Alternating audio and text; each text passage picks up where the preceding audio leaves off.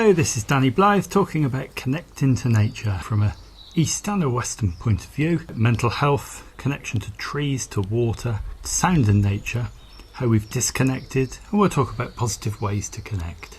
Looking at some general studies, just 2 hours a week in nature associated with good health and well-being. A Norwegian meta-study of 50 different studies showed that biophilia, the love of nature, has merit using the therapeutic use of nature, natural views, indoor plants. Patients in recovery with a window view overlooking trees had shorter hospital stays, less painkillers and less minor complications than people that didn't have a view from a window.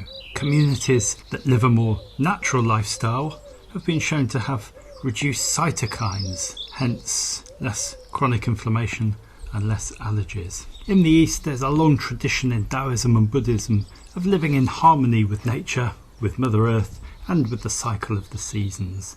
There's an idea of microcosm and macrocosm, so what happens to the planet is reflected in our physical bodies and in our minds. And we also see that microcosm, macrocosm in our microbiota and the gut bacteria. In the Tao Te Ching chapter 6, it describes beautifully Mother Earth. It says the valley spirit never dies. It's called the dark, mysterious feminine. Its gateway is called the root of heaven and earth. Continuous and cotton soft, she seems to exist. Utilising her requires no effort. Many important concepts in Taoism have to do with connecting to nature. Ziran, or spontaneity, naturalness. Living in complete harmony. Pu, the unworked wood or uncarved block, being simple, being natural. And Ganying, which is resonance, the idea of microcosm and macrocosm, everything being intimately connected together. The Suwen chapter 1, written about 200 BC, talks about this connection. The people of antiquity knew of the way, the Tao. They conformed with yin and yang, they harmonised with the methods of numbers, they're connected to the moons, to the seasons.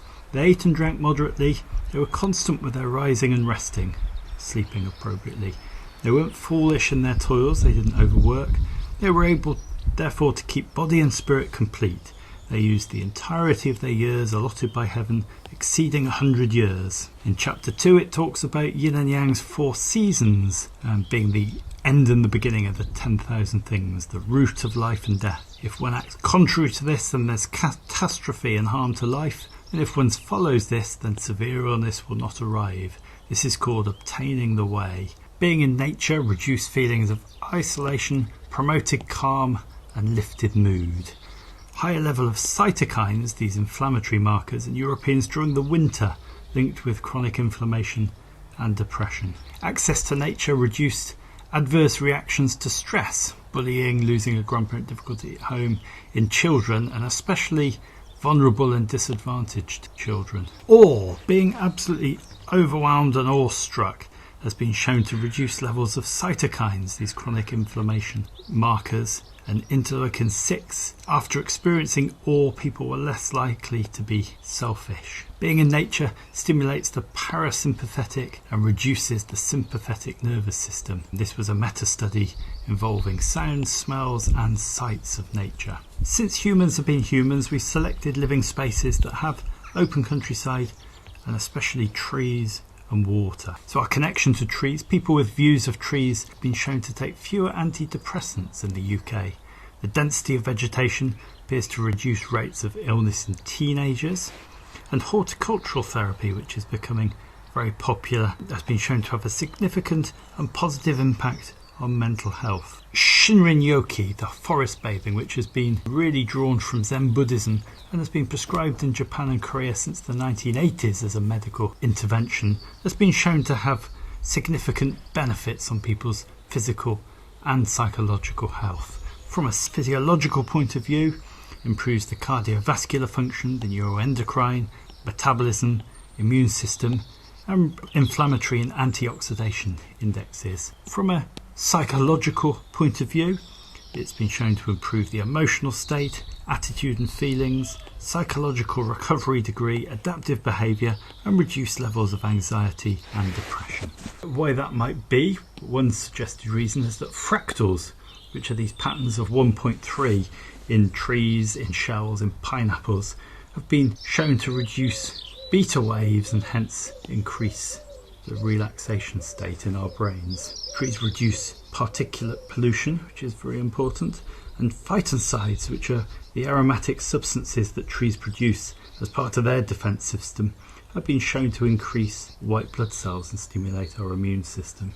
We've long associated convalescing with water. Think of how we visit spa towns, the Lake District, or going to the seaside to convalesce and recover. Blue spaces have been shown scientifically to have a significant effect on physical and mental well-being. Moving water seems to increase negative ions in the air, which improves breathing, stimulates the parasympathetic nervous system, and leads to better sleep and increased serotonin levels. Plants around water also secrete lots of these phytoncides, which we said boost the immune system. To show you how important this is, petrichor, which is the smell in the air after rain, which bubbles up from bacteria and viruses, humans are sensitive to it at rates of 0.4 parts per billion, and perhaps this is because we relied on rain for our survival. Wild swimming has become very popular recently, activates endorphins in the sympathetic nervous system. Perhaps this is because of the cold. Regular swimming training in cold water seems to have a positive effect on various systems such as the cardiovascular system, the endocrine system,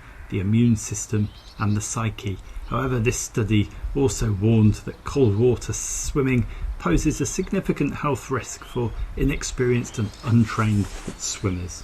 Sound in nature. Think of how relaxing birdsong, rain, flowing water, insects, waves, wind, rustling leaves can be. We know this. Studies have shown that exposure to natural sounds improves health outcomes and positive effect and decreases stress and annoyance. And if you haven't come across it, have a look at earth.fm, set up by Thich Nhat Hanh, which is recordings of relaxing sounds from all around the world and really is worth having a listen. Our disconnection from nature. In the last 100 years in the UK, we've lost 50% of our wildlife and plant species, 50% of ancient woodland, 90% of coppice, 97% of lowland wet meadows. 1 in 10 species are under threat of extinction, and worldwide there's a 60% reduction in mammals, birds, reptiles and fish. Richard Louv talks about nature deficit disorder. This is the health effects of alienation from nature, and especially those of children, with reduced use of senses, lower attention and an increase in physical and emotional illness. Professor Glenn Albrecht from Murdoch University talks about psychoteraptic states. These are emotions that people feel in relation to the degradation of the planet. Species loneliness is a way of describing the deep, unnamed sadness from disconnection from the other species that we share this planet with. And think about the loss of knowledge. Think about what your grandparents would have known about the natural world and how connected they would have been to the seasons and nature compared to your grandchildren. This is demonstrated in lost words, the words that have been removed from the children's dictionary. And sadly, 75% of children in the UK spend less time outside than prison inmates who in solitary confinement get a minimum of 1 hour a day, with most of the time being spent with children indoors or in their cars. How can we connect, and what ways are people connecting in a modern world? The simple answer is just to get outside and engaging in walking, gardening, get an allotment, visit the parks, do some outdoor sports, go wild camping, wild swimming or forest bathing, or learn more about nature. Mark the changes of the seasons as they pass. Note the moon, the planets and the stars. Spend some outdoor time at night.